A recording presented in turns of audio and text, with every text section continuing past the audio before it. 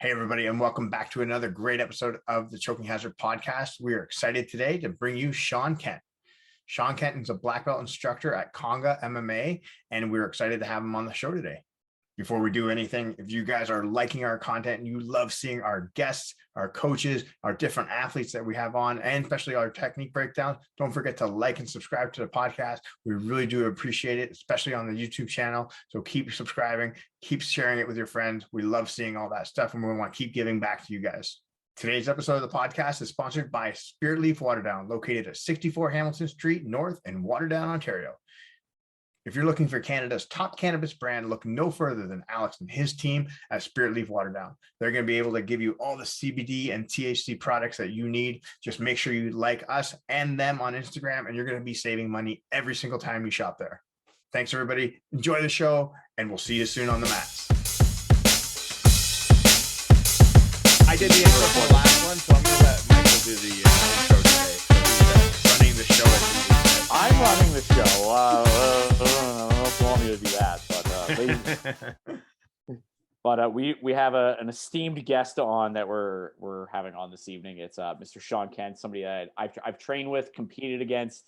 We'll touch on a whole lot of those stories, but he's now teaching. You're teaching at a Konga Fitness now? Is that correct? Yeah, Konga Fitness. Yeah. So he's our guest, Steve. So Sean, how you doing this evening? And how did number one, like, how did you get a set up at a Konga? I guess that's the big thing now. Well, Konga we called him Konga, right? Khalid, right? He used to train with us. I was a white belt and we trained together. So I knew him for some time. So he opened up a gym and it's in my area. So, I think first he had Frank Marquez. He wanted him to teach, but Frank left to go to Bali. I think he's in Bali right now. He's in like Indonesia, or he's like out like outside of the world right now. Yeah. Having a ball though. I like watch his Instagram. It's just crazy. So he asked me, and obviously, it's my first teaching gig, like officially. And I thought that it'd be best if I had some help. So my brother is on with me, and also we have Fatty. I don't know if everybody knows this guy Fatty, but Fatty's a great guy. But I don't know if you ever heard of Fatty before. He's been doing jiu-jitsu for probably 20 years now. But did he come to the old combat era? Yeah, he was with the, yeah. Okay, I'm pretty sure I bumped into him probably at one time or another. Yeah. So it's just go ahead. Yeah. So it's just so we talked to Khaled just asked me, and I said, why not? You know what I mean? Because I see that a lot of the times I've seen other students grow really rapidly after they started teaching, and I thought that I need to. That was one of the things why I want to get into teaching myself, right? Mm-hmm. Kind of selfish, but I also love to teach, right? So. I think like anything, like if you're trying to, like, especially you recently got your black belt as well, you're trying to expand upon your aspects of your growth internally as far as a jiu-jitsu practitioner. Like that's kind of the next logical step. It's like, okay, how do you take all this information that you've gained, and then how do you start to articulate it to what you know, and how do you do it for students? Because I'm sure like that's been a transition period too, right? Because it's also like you know how to do it, but now how do you take that person who's a white belt who's never done this before and then teach them into something different? That's probably the most difficult part, right? Because when you look at things like shrimping, I never had a problem shrimping. So now when you come across those problems with the guy shrimping, it's like I got to relearn how do I get over, because I never had the problem learning how to shrimp. There's other issues I had in jiu-jitsu where I never just take to it, right? But shrimping is the first thing you learn in your first class, right? And just to say that you got what's the word I'm trying to look for? Is that I always knew how to shrimp, right? Once I saw it, I was able to do it. But seeing some guys do it, I'm like, what? Why can't they do this, right? They're shrimping off the wrong leg, or, it's crazy. So just coming up with, just figuring out what their problem is and how do I explain to them. That's the challenging part, but I know as you get better, as I go through these challenges, it'll become more smoothly for me to teach other people later on, right? down the road. I think teaching helps. Again, I think it helps you to verbalize and communicate like what you know as well. Because like what you said is like, hey, like I never had an issue shrimping, but other people have, and then you have to break down, okay, like how do you actually shrimp? Because like I have to relay this information to somebody. But then what that actually does, like in the long run, that might actually make you a better competitor and practitioner as well, just because now you're breaking down those movements more and more, those things that maybe you didn't really need to break down as much before when you were a student. I think it actually can help you in the long run become like a better practitioner, maybe even a better competitor. Like, I don't know if you're still planning on competing these days, but like what's kind of that picture look like for you? Because we've been to some big tournaments, but do you have any plans to do anything big, Masters, Worlds, hit up Vegas? I do. Not immediate plans, but yes, I do want to compete again. But right now, I am just so busy with other things, right? So right now with the school and just work itself, I really don't have no time right now. But it's something that I do want to do, though. I love competing. I always have, right? So I encourage my students to do it too. So you can't encourage your students to compete and you're not competing, right? Yeah. So speaking of legendary competitions, I believe you two had a match a couple of years ago. No, not me and you. We've had one of those as well. Actually, no, that never happened according to this podcast. But Aaron, that gentleman there, sipping out of that glass of water. My cup of water. Your cup of water. It's bourbon. So I've referenced this match on several occasions. Aaron, would you like to give your breakdown, and then Sean, would you like to give your breakdown of what happened? Because I felt like when Aaron was shooting a single leg, I felt like he hit a brick wall. Yeah, no, I did hit a brick wall. No, that's basically what happened. Was like, I remember it was like, okay, first match went well. I'm like, okay, good. All right, I'm gonna fight that guy. Okay, he's huge. And then because you were sitting down at the time, right? And I didn't realize actually like take into account like how tall you were when you were sitting down on the chair, right? So I'm like, okay, this isn't going to be too bad. And then when we both like we bowed, I'm like, holy shit, he's really taller than me. I'm like, god damn it. I'm like, all right, no problem. And then I was like, my entire game plan was like, I didn't even really have one because I thought I had a game plan and then I just didn't follow it at all. And then I was like, okay, I'm gonna try and do a single leg. Oh, that didn't fucking work. And it's like literally felt like I ran into a brick wall. And you looked at me, I was like, this guy's fucking crazy. And I was just like, I'm like, okay, that didn't work. This is what I'm gonna do. And it's like, I remember as soon as I pulled, I'm like, that was fucking stupid. I missed that. And it was like, no, that's not. Oh, now he's on top of me. He's crushing me. And I was like, okay, he's going to pass me. I can't keep him off me. And then when you grab my arm, like, because you're like, I think it was like transitioning from my half guard, you pass my half guard, you're switching into mount or something, or you end up rolling me over into my, like you had my back exposed. I can't remember anymore. But it was that point where I'm like, okay, he's got my arm. He's gonna go for the arm bar. I have to wait it out because there's no way I'm getting you off me. I can't do it, right? Because you're moving really well. And I'm like, he's not getting off me. So I can't force it. I'm going to wait till he goes and I'm going to hit him in transition. I'm going to pull out. I'm going to come up on top and then he's fucked, right? And that did not happen. And I try to pull my arm out. I'm like, oh shit, I can't get my arm out. He's got a really strong grip. And I'm like, nope, that's not coming out. And I'm like, he's going to break my arm. Oh shit. I'm like, that's it. I need a tap. This is over. It was a good match. I just feel yeah, sure. Don't be modest. It's fine. it was a good match. I just think that we have us big guys have a lot of pressure on us. You know, we go in there, people expect us to win, wanting you to win. You know what I'm saying? They always want the smaller guy to win, right? You're like, yay, go Aaron. I never take any opponents lightly. I don't care how small you are. I did it once.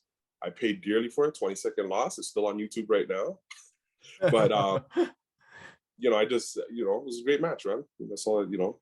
But yeah, I don't have much to say about it, but yeah, no, fair. It's all good. Because you ended up, did you fight? Who did you end up having a match with? Was it Nick right after? Yeah. I fought Nick twice that day. Once in my division and once in the open absolute, right? And that's the first time I actually met Nick. Hey, that guy's a great guy, man. You guys had him on your podcast? Yeah, we had him on the podcast a little while ago. Must have missed that one. No, it's in the buried ones. It's in the when we first started.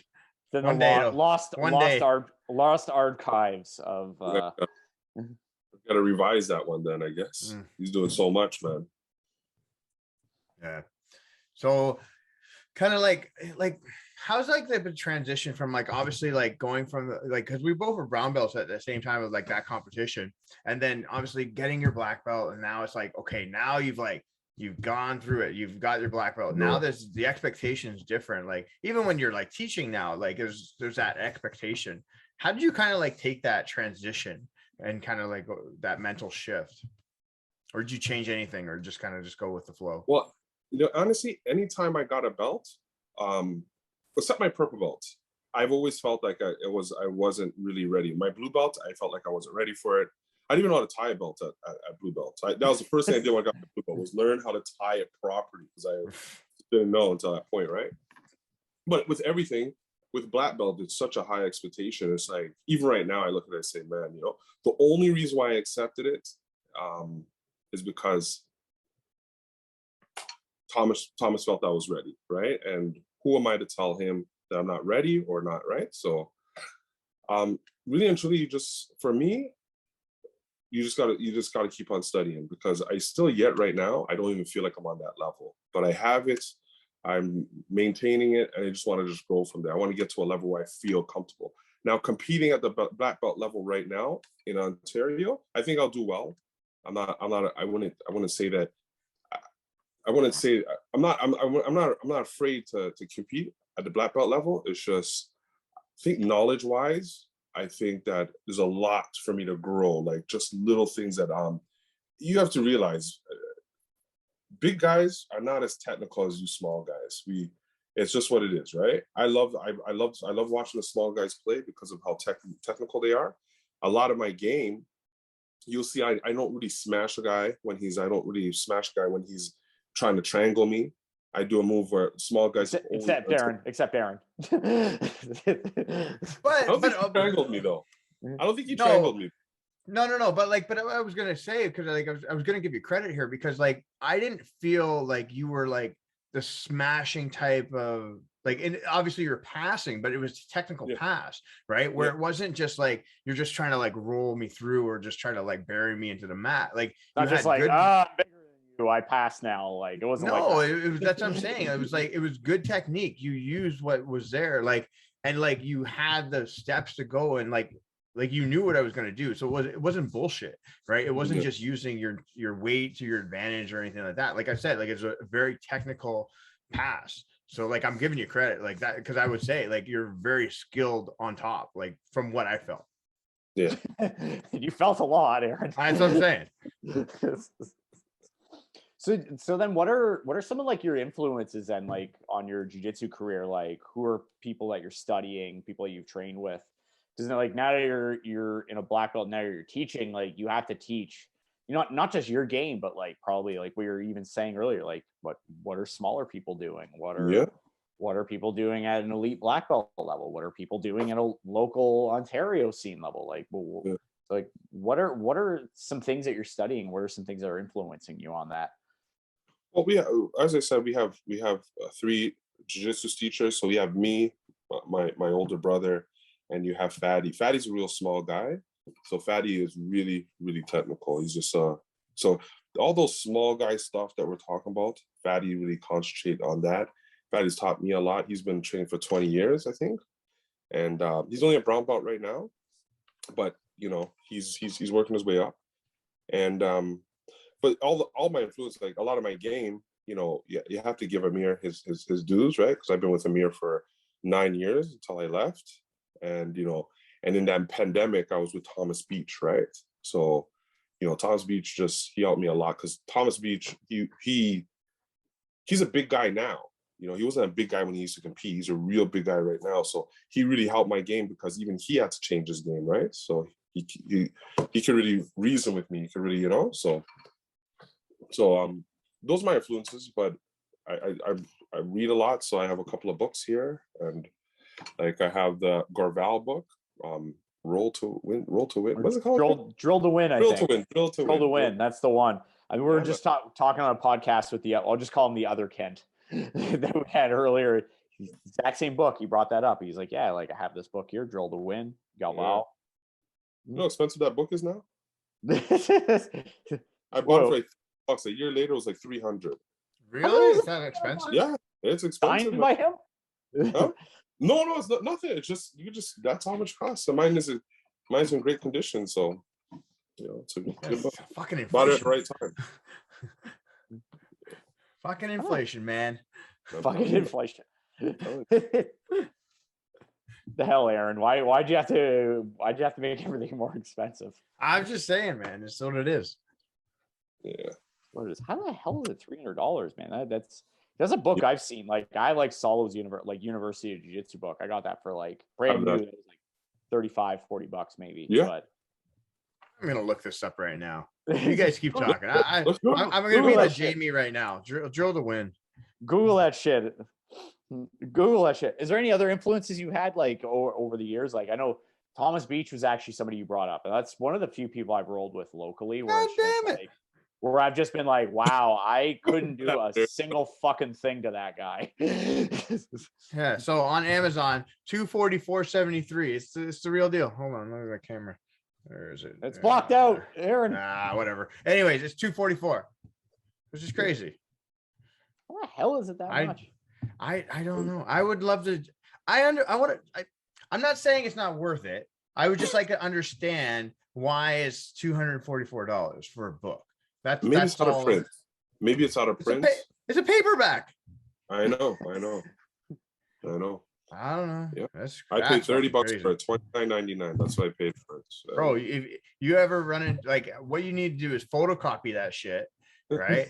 Or like, and then you just need to start doing like either like black market style ones or like just like booklets, like pamphlets or something, like $10 or something. I don't know. Out at the street corner. Go out, Drill to Win. Go They're making some money. Like obviously on the black market, you don't want them to know about it, but yeah. And then you could, if it's mint condition, then you can sell it like be like the Gary V and sell it on eBay or something like that. It's not mint, but it's in great condition.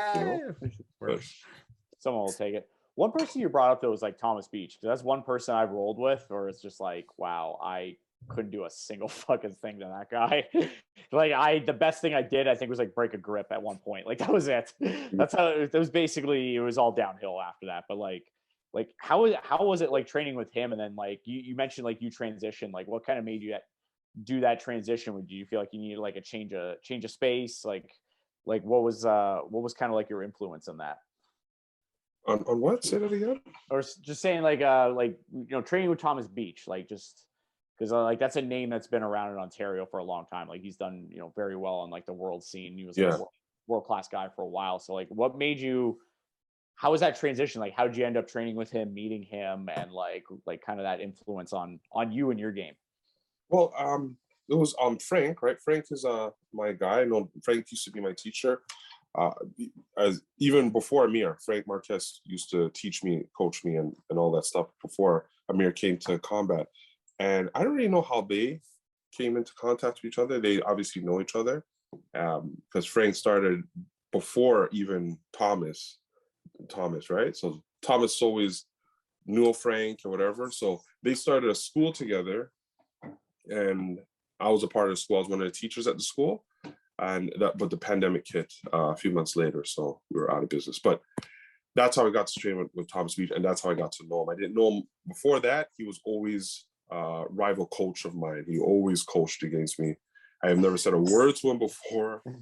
But it was nice to actually meet him and actually talk to him because I really got a good sense of who he was, and really nice guy, man. Really love Thomas Beach, man. Yeah. Good dude. Kind of transitioning a bit, like how did you actually end up getting into jiu-jitsu? Did you like play a sport before this? Like how did you find jiu-jitsu originally? Were you just like in the yellow pages? Like what happened? You played, well, I think you played ball before, didn't you? I played pro basketball, but with jiu-jitsu, I just like everybody else, we have to say Hoist Gracie. You know, once I found about Hoist Gracie, I was wondering how this small guy could beat all these guys. And I always had a respect for it. I never thought it was bullshit. So as I got older now, I was going to a divorce. So I was just lifting weights at that time. And if you're just going to a divorce, you just want to just lift weights and you just want to just better yourself, right? Take your mind off of whatever's going on. And after a while, you're just lifting weights. And what is the reason for lifting weights, right? I was looking good, but I needed something more. Like when I lift weights before, it was for basketball, and I fell out of love with basketball. So I thought about somehow it just came across my mind, MMA. I used to watch a lot of MMA, so I said, you know what, I'm just going to try to do this MMA stuff. And I went to quite a few MMA classes, but they had a class where it was just BJJ, and I had this guy. I think he was 160 pounds. He just held me down for the whole round, and I was dead tired. I was in great shape. I could push 3 bills. But this guy, Aaron can push 3 bills right now. He's built like a truck. He's like 230 right now. No, I can't. Not a fucking chance. This Your little guy, size now. This little guy said to myself, if he could hold me down, imagine what I could do, you know? And I switched from MMA and I just took straight BJJ after that because I just fell in love with it. If this guy could do this to me, I was like, yeah, I gotta learn this art for sure. So yeah. It's always interesting. Everybody we talk to, it's always this humbling experience, really, where it's just like, and it doesn't, like, whether they're an athlete or they're just kind of like they're an accountant or they're doing whatever, they have this experience and they have a feeling of who they are, and then they go train that first time, and then they just not necessarily get manhandled, but they just get humbled completely. Yeah. And it's just like it just changes their complete outlook on everything. Yeah, but some guys, I find it's not as positive. Some guys, they just don't come back. I have had numerous guys where I'm like, you're coming back, really excited, big guys, you know, and they ain't never stepping on that mat again. It sucks. Mm-hmm. I think there's a lot of your ego that you really have to set aside, honestly, because like I think everybody has that experience of like first jiu-jitsu class. It's like, man, I'm the fucking shit. I'm gonna go in there, I'm gonna wreck everybody, and then you just get completely destroyed by like some 140-pound blue belt who's like a computer programmer, or like some like 120-pound female who like I think triangled and put Aaron out, like I think in one of his first classes. No, I think it was a female. If you're gonna tell the story, no, you gotta tell it right, Aaron. Okay, what happened? No, I get put out. No, like, but basically I got beat up by a girl, and that was like, okay, I need to change my life. Need to change my life. What am I doing with my life? Here I am getting beat up. Don't make it sound so terrible. Then you got put out. I like to put my own spin on things, you know. But like, hey, like it's happened to me too. Like I got put in bad positions and strangled by people like half my size, and I'm like, wow, like this stuff works. Like I don't know how else to put it. Like, and like if this person who has been training and who has more experience than me, they can do that. Like, hey, there has to be something to this. Yeah. That was nice. I remember I remember it was like the cross choke. That was what I never experienced anything like that. It was the first original cross choke, and it was like I couldn't get it off. I couldn't like get the hands off, and it was just like I'm gonna die. Like you never like that weird feeling, and you're like, what the fuck? And you can't get rid of it. And you tap, and you're like, what the fuck was that? Like, oh, what's this? This is how you. And then they put it on me again. I'm like, god damn it. So I was like, okay, now I need to learn this stuff, and now I need to learn how to defend it and all that. So it's always everybody always has that wide opening experience, but then it's the people that don't come back, and that's why I kind of feel sorry for some people. Where I'm like, come on, man, like just give it a chance, right? And it's not even like. Just get an understanding. You don't have to necessarily do it for life, but get an understanding on like what you could do with it moving forward. I don't know. I think I guess it's hard. I think it was easier for me because I did do very well because I was very athletic and strong. Mm-hmm. So I could do very well in just the practice gym, and I guess my ego never got beat up that bad. But can you imagine? Just getting beat up every day. Like I hear some stories, guys are getting beat up and don't win a match, even in practice, just getting beat up all the time. You gotta love it, man. At the end of the days, you gotta find out. And sometimes that takes time. And sometimes you get beat up every day. It's like, forget this, man. So I think that's one of the reasons why I stayed with it. I never got beat up so bad, but some guys, it happens. It's just some people get it worse, right? Some people, to their credit though, they keep coming back. Like after Yeah. all that, they keep coming back. Like, and eventually, like, hey, they get better and they start doing a little bit more each time. Like, Yeah. I think it takes a lot of credit. It takes a lot of credit takes a lot of respect to do that too. Just to keep coming back more and more and more. Yeah, I know. Yeah. Beating after beating. Take me through like just some like competition history. Like what's some of like highlights that you have, like some things that stand out to you? Like I know you've done a lot of big competitions. Like what are some things like accomplishment wise that have stood out to you that things that you're proud of? I would think I won what's it called again? Is it Naga? Naga came to Toronto, and I was a white belt. They didn't have anybody in my weight class or my division, so they bumped me up all the way up to black belt, and I won that division. Mind you, there's only 3 people, but I won. Me, VJ, God rest his soul, and let's see, Mike Martel. He was a black belt at the time, I believe. And yeah, so I came out the champion. That's where I got my blue belt. That was my last tournament as a white belt. And I've never lost a white belt tournament. I never lost as a white belt in a tournament until I met Mike Briers. That was my first loss. I remember. What happened here? What happened here? Listen, I was on a tear. I was winning every tournament, never lost a match, and got my blue belt, learned how to tie my belt, went to my first tournament, won a couple of matches. I met Mike, and Mike's the first guy to beat me. I went over to him right after to get his name. I schooled. Where are you from? I'm coming to your school. I had to meet this guy. I will get you. I'll get you.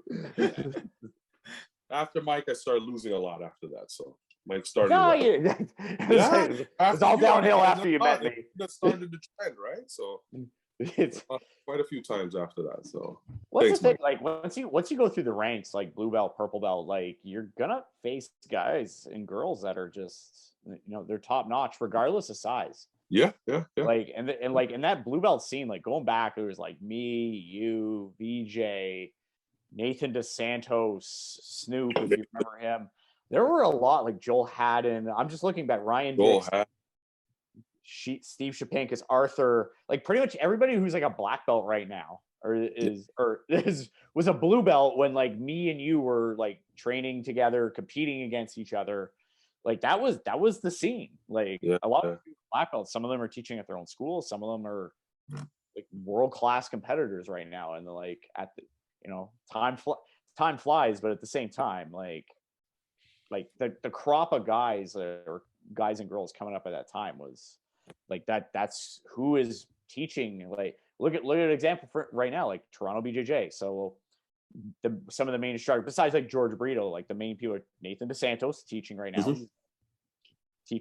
David Mosley teaching right now, Michael Sheehan has his own program. He's also coming up during that time as well. I think he was a juvenile. And then you have who else? So like let's say now Gringos is like another major. So Kevin Wheeler teaching like kids program, Arwen blue belt teaching kids program. So like a lot of those people that were coming up in that blue belt, purple belt rank, and they're competing at Worlds, they're competing at Pans, they're some of them are winning, some of them are medaling and doing really well. Yeah. Guess who the next generation's learning from. So and like that's what me and you were trying to do as well. But I'm honored. I was basically, the story of that was, so since Aaron had his story of his match, I want to hear your side of that story. I'll tell of my story. Yeah, I want to.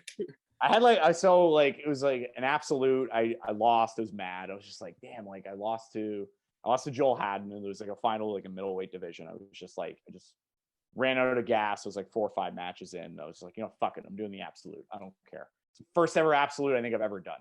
Okay. So first ever one I've ever done. I faced, I think, Snoop in the first round. It was like a really close, like back and forth match. I ended up like catching him with like an arm lock with like under a minute left. I think he might have been up in an advantage. It was a crazy like whirlwind of a match. It might have been like one of the craziest matches I think I've ever had, like in my entire like jiu-jitsu career. I'm exhausted. I'm like 6 matches in.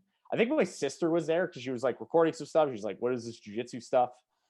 And then there's you walking around, and she sees you, and she's like, "This is an open weight, right?" Yeah. She's like, "You're gonna end up fucking facing that big fucking guy over there, aren't you?" I'm like, and I look, and it's like Sean Kent. You walk onto the mat, and it's like Mike Briers. I'm like, "Oh fuck!" It's like the first thing that popped in my head. I was like, "Oh god!" I was exhausted too. So I'm like, okay, well, like, Wow. what am I? All right, so like I'm thinking like because it was in between matches, I didn't have a lot of rest. I was just like, okay, what am I gonna do? Can I take him down? Probably not. Do I want this guy on top of me? Also, probably not. Like, Yeah. but with that said, it's like I have to go somewhere. So like I was probably more confident with my guard at that time. So I was like, okay, if I do end up on my back, I want to end up either like in some sort of closed guard or open guard where like I need to keep them off of me in some way where I can't it's basically the classic Chael Sonnen from like the Ultimate Fighter. I can't let you get close. That whole it was like I can't let you get close. That's all I was thinking the whole time. And then I think I got an advantage for something. It was like an arm lock across or something. And then I remember there's like a minute left. I look behind me and I'm like, how much time's left? It's like a minute left. I think I'm up at like an advantage. I'm just like, how much time's left? A minute. I'm just like, I'm just gonna stall like crazy. Like I'm exhausted. So I was like up slightly, and then I pretty much with the classic Mike Briers close guard stall game. I think I'm like, all right, I just got to stay busy. I'm up slightly. I don't think I can finish this person in the allotted amount of time. So I'm like, I'm just gonna try to ride it out as best I can. And I just felt like more and more like, oh no, he's gonna pass. Oh no, I'm getting squished. Oh no, he's like inching up on me. Oh no, this is not good. So it was. Some people say jiu-jitsu is not a fight. That day it felt like a fight. Yeah. But no, You drained me that day. I know. I was so tired just trying to pass your guard, just couldn't pass it for the life of me. Like, fuck, this guy isn't. But you have that classic jiu-jitsu body. You know, you're tall, you're lanky. Like if you just look at you and me, you just think that you're a jiu-jitsu guy. You know, just have that classic. And I just couldn't pass that guard for the life of me, and just tired me the fuck out, man. It was rough. It's like you're trying to get around. You're trying to throw the legs by. You're trying to like stack. You're just like, what? Nothing's working. And I think it also the thing is with kind of in your position as like, you know, like a bigger, like ultra heavyweight, like when you're in the gym, typically, do you train with people that are like your size, or like you try to find people that are your size? Or if you're training with a lot of people that are like similar size and you're not exposed to maybe somebody who's like, you know, plays a guard like that. So it might've been something that you weren't used to at the time, or you're just like, what the fuck is this guy doing? Like, I can't get around his legs. I can't do anything. What the hell's going on? I mostly train with smaller guys. You rarely find big guys. When I have a big guy come in the gym, I'm super happy, right? But it's just smaller guys, man. You'll be happy to hear that Aaron's about 235, 240 right now. So he's keeps going up, man. Every time we hop the podcast, my weight keeps going up, which is pretty crazy. I thought you said 135. No, he's like 235, 240 now. 235 apparently. I'm 245 now.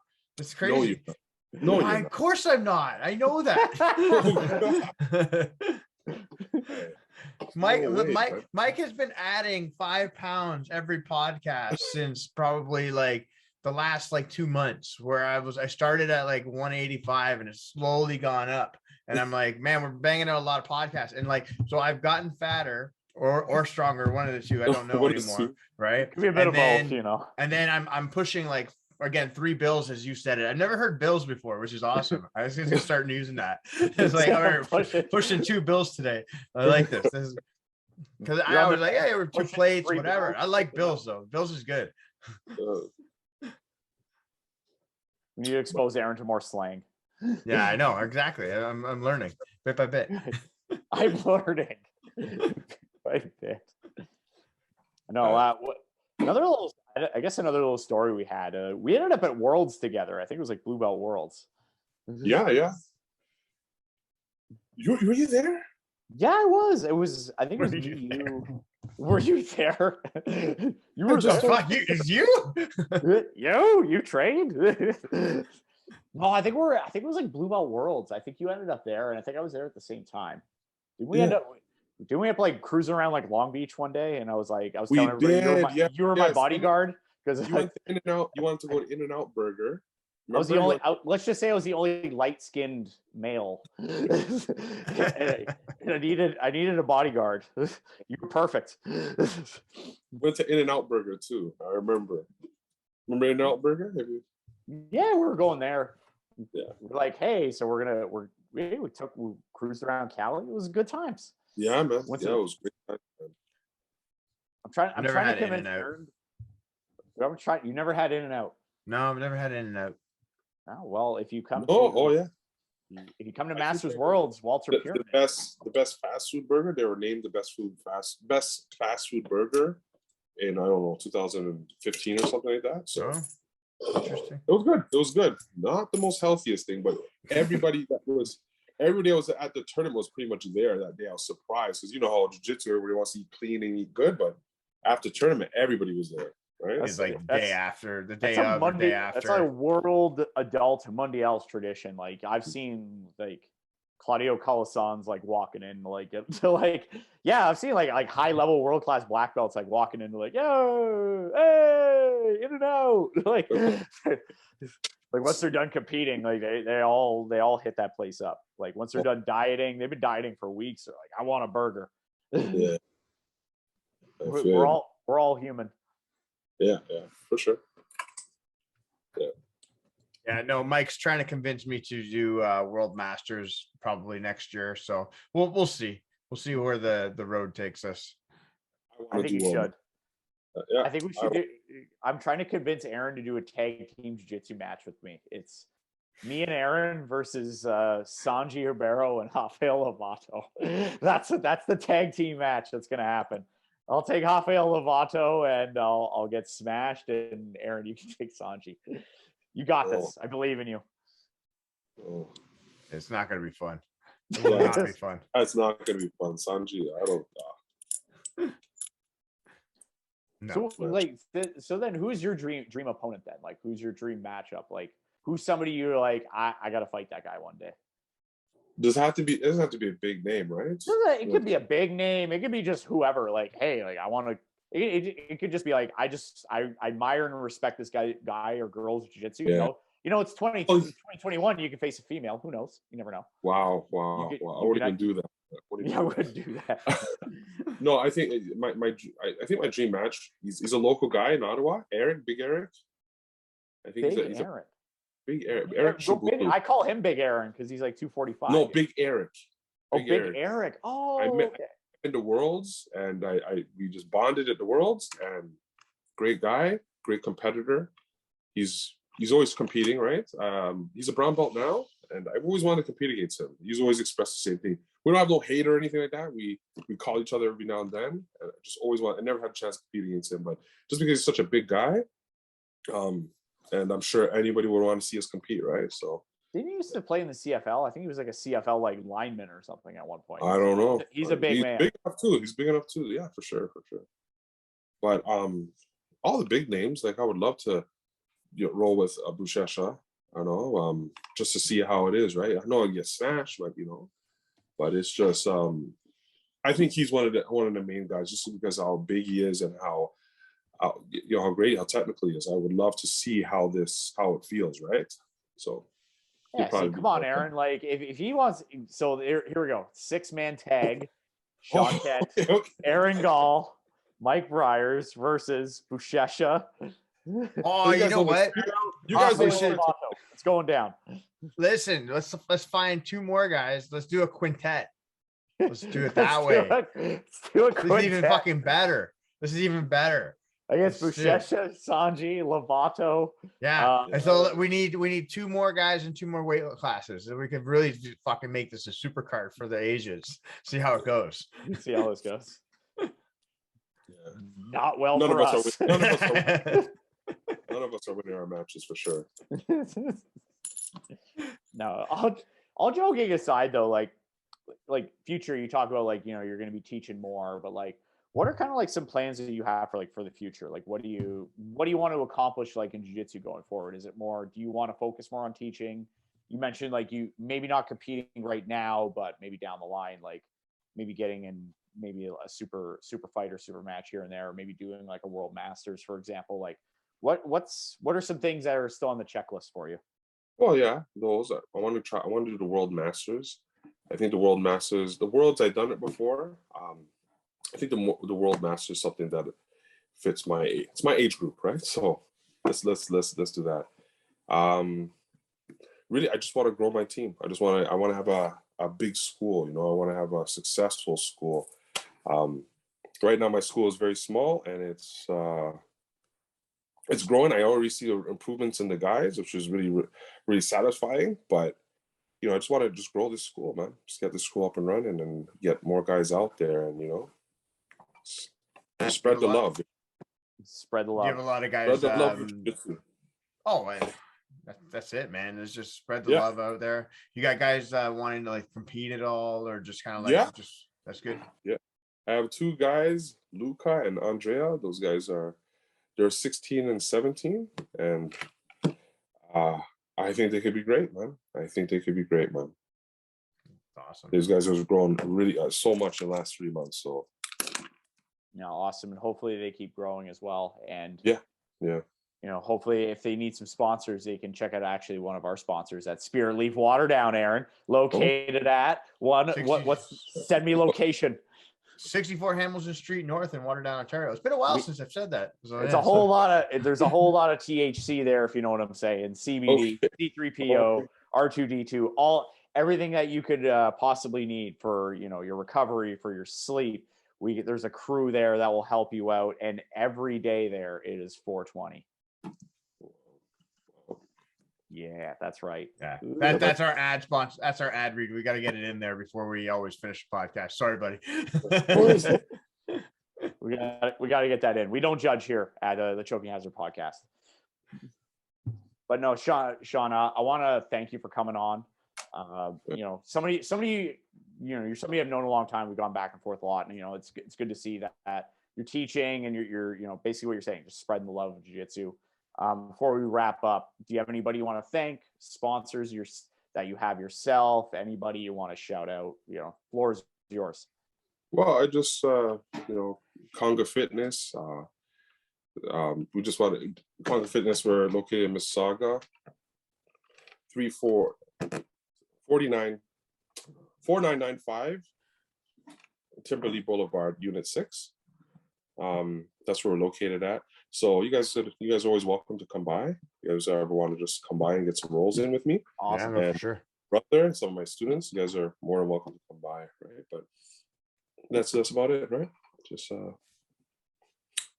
that's it. All That's right. it, man. That's it, man. No, it's good because you're local too. So like that, we can definitely head out there and come out for some training one day for sure. Yeah. We only have one. We have one dedicated adult class, and that's Monday nights, and we have a split class Monday, Wednesday, and Fridays. But yeah, that's for adults and kids, right? So it's a small program, but we're getting bigger already. We're adding a Wednesday night adult class specifically for adults. So that'll be coming in probably the new year. Awesome. Yeah, no, definitely in the new year, we'll definitely make a point. Again, you're not that far from me, so that'd be perfect. Okay. I'll swing down there one day. I'll bring the camera. We'll do some footage.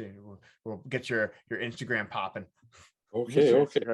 Seeing that, my Instagram is hurting, Your Instagram. It's hurting. I know. It's hurting. What I have, like 65 people. That's it. Sucks. There we go. Hey, man. It's embarrassing. We'll get that 65 up to 75 and then 7,500. Boom, we're rocking. I take anything, man. Just give me 2 more. I don't care. I'll film you rolling with Aaron in slow motion, and you can see right there, Aaron's getting squished right about now. Yeah, we'll put it in 4K. Oh fuck, it'll just go. Slow-mo 4K, we're rocking. It'll be fine. Clanging and banging. Aaron, wrap us up. Yeah, no. Anyway, Sean, it's been awesome. Thank you so much for joining us. Really do appreciate it. But we'll be in touch shortly. Okay. Thanks, guys. All right, brother. Take care.